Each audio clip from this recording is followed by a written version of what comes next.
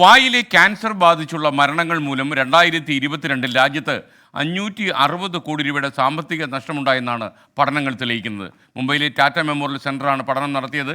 രാജ്യത്തിൻ്റെ മൊത്തം ആഭ്യന്തര ഉൽപ്പാദനത്തിൻ്റെ 0.18% ഇതെന്ന് മനസ്സിലാക്കുക.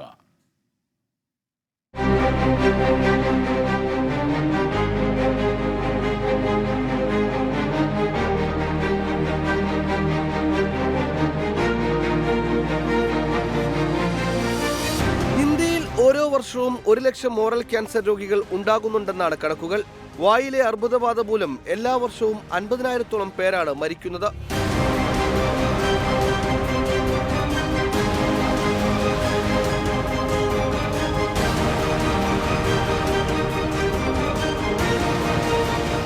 പുകവലിയും അടക്കയുടെ ഉപയോഗം വർദ്ധിച്ചതാണ് വായിലെ ക്യാൻസർ ബാധയ്ക്ക് കാരണം.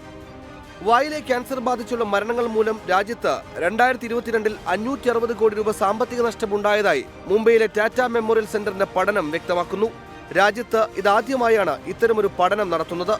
രോഗാവസ്ഥയുടെ പ്രാഥമിക ഘട്ടത്തിലുള്ള വ്യക്തിക്ക് 31 ലക്ഷം രൂപയും രോഗാവസ്ഥയുടെ വളർച്ചാ ഘട്ടത്തിലുള്ള വ്യക്തിക്ക് 72 ലക്ഷം രൂപയുമാണ് സമൂഹത്തിനുള്ള ഉൽപാദന നഷ്ടം കണക്കാക്കിയിട്ടുള്ളത്. വേഗത്തിൽ തിരിച്ചറിയാനാകുകയും തടയാനാകുകയും ചെയ്യുന്ന ഒന്നാണ് വായിലെ ക്യാൻസർ. മോണയിലോ നാവിലോ കാണപ്പെടുന്ന ചുവപ്പോ വെള്ളയോ പാടുകളും കഴുത്തിലോ വായിലോ ഉണ്ടാകുന്ന വളർച്ചകളും വായിലോ കഴുത്തിലോ തോന്നുന്ന മരവിപ്പോ വേദനയോ എല്ലാം വായിലെ ക്യാൻസറിന്റെ ലക്ഷണങ്ങളാണ്. ശസ്ത്രക്രിയ, റേഡിയേഷൻ, കീമോതെറാപ്പി എന്നിവയാണ് ചികിത്സാ മാർഗങ്ങൾ. Research desk 24.